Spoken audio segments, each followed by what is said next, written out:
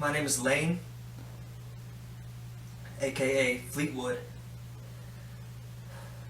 I've been making music for years now with my brother Ducati James.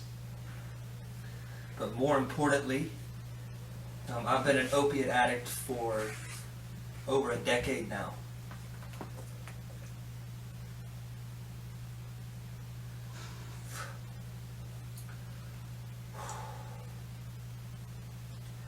At this moment, I'm coming off fentanyl, cold turkey.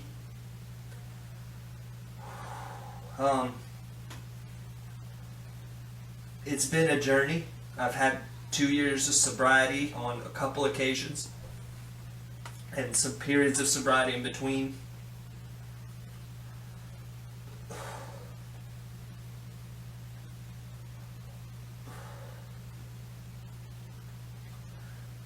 I've never come off quite like this, and so I figured, the only way to help me through this is to help somebody else through it.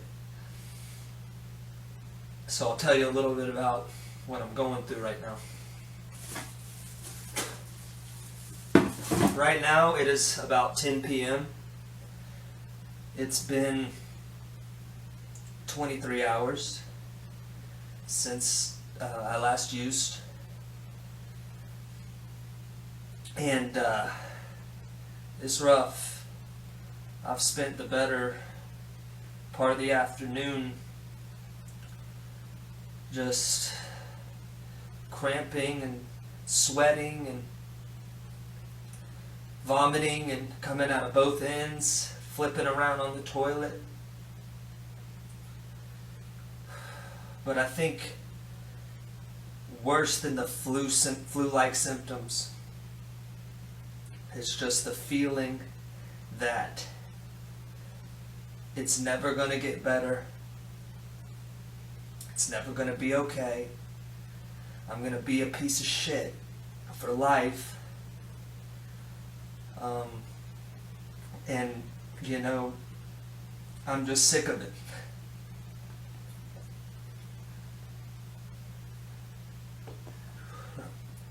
Primary symptoms are cramping, stomach cramping, losing fluids just about any way you can imagine.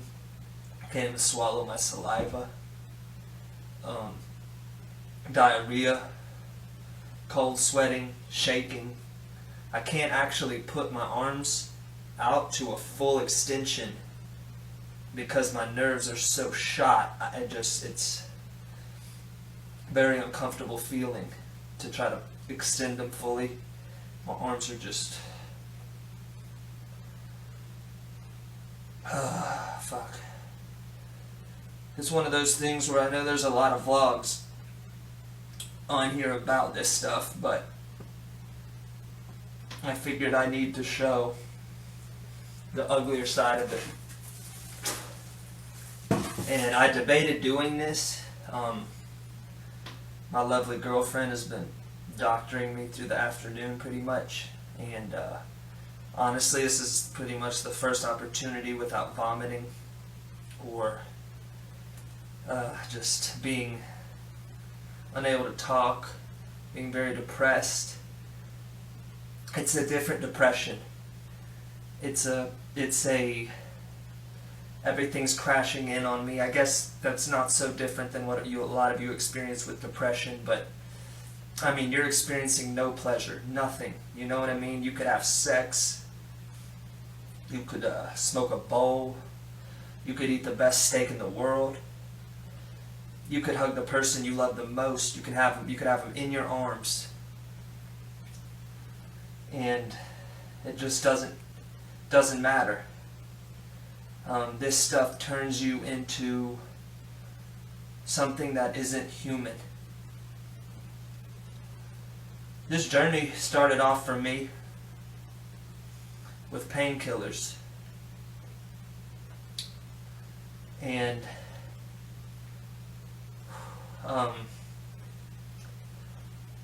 just doing oxycodone 30s and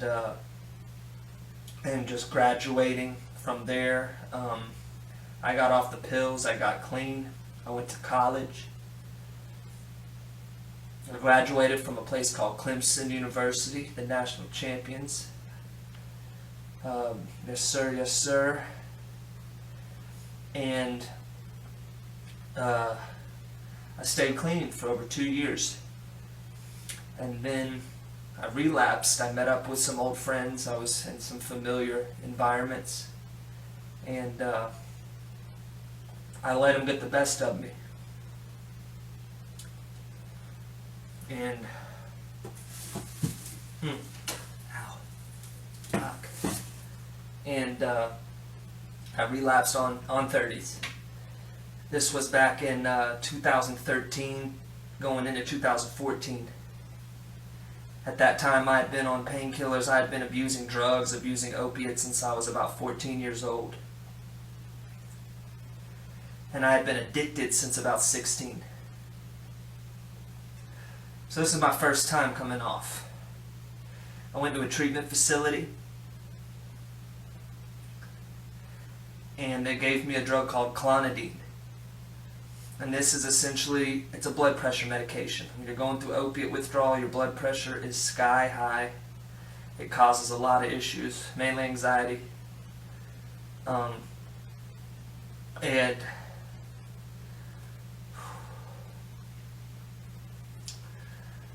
sorry, this is very difficult to both remember and to speak. I'm very fatigued right now. I've been vomiting.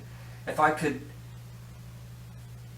compare it to something, I would say it's a lot of the symptoms are similar to like food poisoning, at least for me. I know a lot of people say flu symptoms.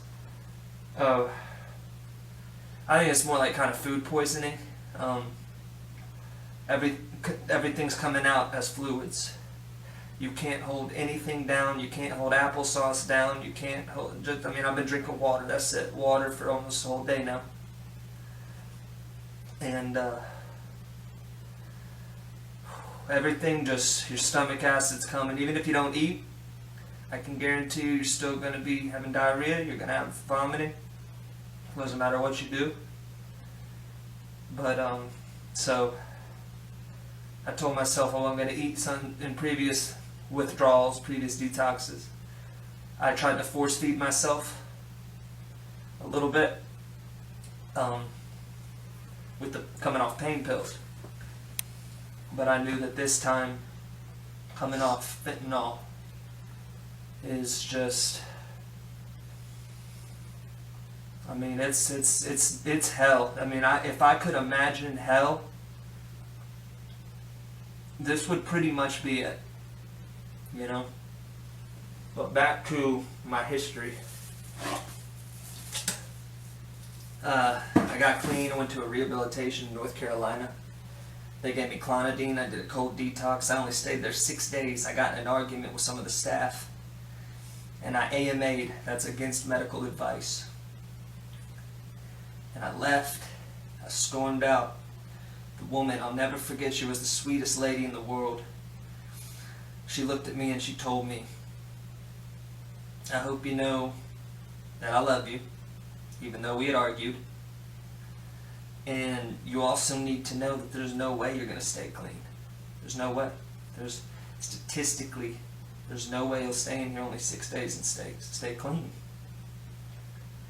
And she was ultimately right, but in my opinion, on principle, she wasn't right. I got out of that program. I stayed clean, like I said, for over 2 years. With no programs, no nothing, no classes, no nothing, just sheer willpower.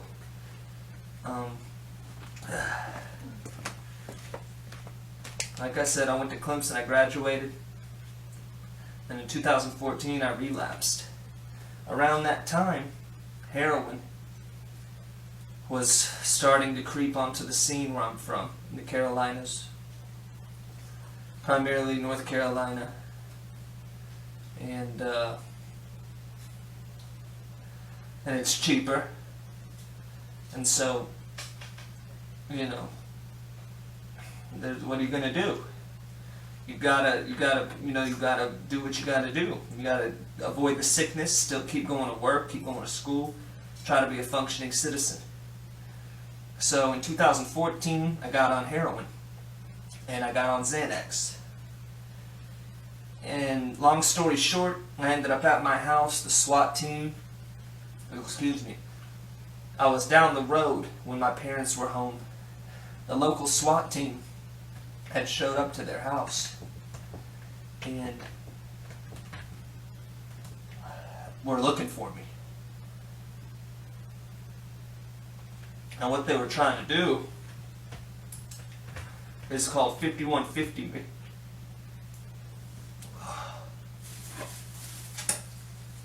Sorry, that's gross. Huh? You're doing great. And they 5150 me, which basically means that I was so high at the time and I was so just lost that they deemed I would be one of my friends, one of my good buddies who was on drugs too. That's what's crazy. Called them and just said, "Look, I'm scared. This is my friend. I don't want him to die. I think he's going to hurt himself. And I'll always love you for that. You know who you are, Josh. I'll always love you for that, man." I wasn't happy that day necessarily, but thank you so much for that. That really does mean a lot to me in this fight. Because it's a war. This shit is a war. You better believe that. You may think you've won the battle, but sometimes there's many battles. I've come to find that out. And so I met a girl, the girl that I'm with to this day, luckily, fortunately, still. And the whole reason I want to get off this is because of her. Maybe. I met her after getting out of my second rehab program. I went to rehab at the end, towards the middle of 2014 after getting on heroin in Florida. And it was like a Scientologist place. It's called Narcanon. So it wasn't a 12-step, it's a Narcanon program. And once again, no drugs, cold detox, no Suboxone. I was really into that at that time. I was gung-ho that, it was the only way. The only way was to cold turkey, which is why I'm in this position. So I went there. They had basically no medication, maybe some over-the-counter medication they would give you, worst come to worst, like Imodium or something, and a sauna. And this was in Spring Hill, Florida. And that's it. I mean, the owner was in recovery as well. And he had basically bought a foreclosed old folks home and had started his own rehab down there in Spring Hill. And that was my second inpatient program. I'm sorry, I apologize for this, y'all. I'm very fatigued, I'm very lightheaded, I'm very caught in my head. So I'm literally just trying to catch my breath. But, so I come out of there after a few weeks, and once again, I'm on top of the world. I'm really making my music. I'm really getting into everything. That's when I wrote Flashback and did all that songs. Flashback to the past when I was pushing packs. And everything was going awesome. And then, one night, when I was out hanging with friends, hanging with a good crowd of people, I got a little too intoxicated. I've never had issues with alcohol, personally, but I was using it as a crutch, and I've come to find that out now. And I ended up breaking my ankle. I ended up wrestling around that night, doing a bunch of stupid shit, acting a fool. I broke my left ankle. I tore my ACL in my right knee. And I was bedridden for a while. And not only was I bedridden, oh, hold on.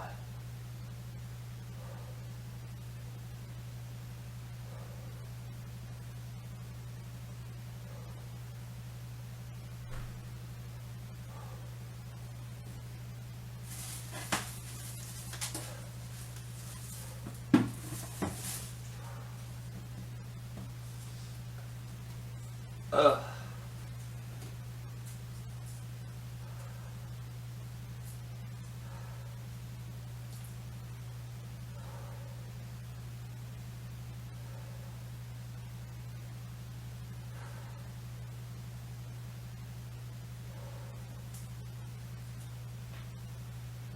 You okay, baby? Yeah, I'm alright. I'm alright, just some cramps. Just a little bit, just to explain what's happening. It feels like your body's kind of inside out, literally. Yeah. It's just these very anxious feelings in your nerves and your bones and every fiber of your being. Go back to talking about how And you had to have surgery. And yeah, you had to okay. take pain medication. So anyway, bedridden. At that point I hadn't been on Suboxone. I didn't have an official chart, never been to the ER for anything related to it. So the doctor obviously was prescribed me pain medication. Wasn't much, but since I hadn't been doing it and I didn't have a tolerance and I had never been prescribed them, I rationalized it. And I said, you know what? I'm getting them prescribed, I'm hurt. You know, this is normal. This is what like a normal person does, right? Like they don't go get it on the street, they don't go steal shit from Walmart and take receipts out of trash cans at Walmart and go find the item in the store and take it to the returns, and they don't have to obsess 24 hours a day, you know, about it. I thought this was the normal way. So like a fool, even given my history at that point, I started taking the hydrocodone, and it was kind of like a slow drip of a faucet, but eventually I found myself back out there, smoking heroin, you know, smoking fentanyl, and it just got out of control. It just got absolutely out of control, and that's when I confronted everybody for the third time and said, you know, here we go again. You know, I need help. So I went out to a different program. A place, this is in 2016, a place in Las Vegas. I know, ironic, right? But getting clean in Vegas. But, and it was great. It was great. It was like, you know, you would live at your house in the suburbs with all your people. And then you would kind of get on the van, you know, get in the car or whatever, and go to campus, which was 5 minutes down the road. Campus was awesome. It was a great program. I'll always be thankful to Dave. He was a great mentor. And I stayed there for a few weeks.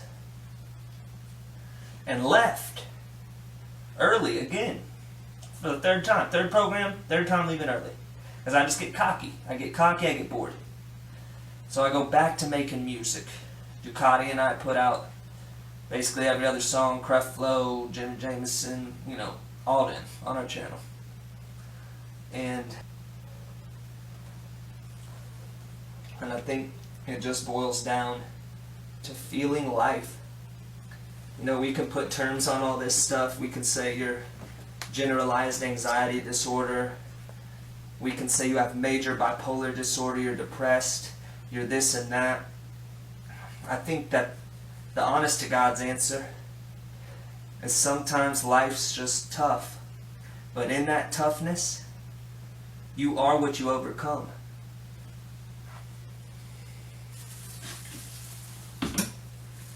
Everybody needs a sense of purpose. And I think sometimes what may seem like your greatest downfall, maybe you need to run right towards that. Maybe the universe is trying to tell you something. Maybe it's using you as a vessel. And if you can do it, and if you can show other people, then maybe you will solidify yourself in your sobriety. And that's something I failed to do along this sobriety journey. And I've been a chronic relapser. Is to really get involved with other people's sobriety and showing them how shitty this is. It's not necessary. You know, nobody needs to do this to themselves. Life's hard enough. You know, why jack up all your receptors? Jack up all your chem levels.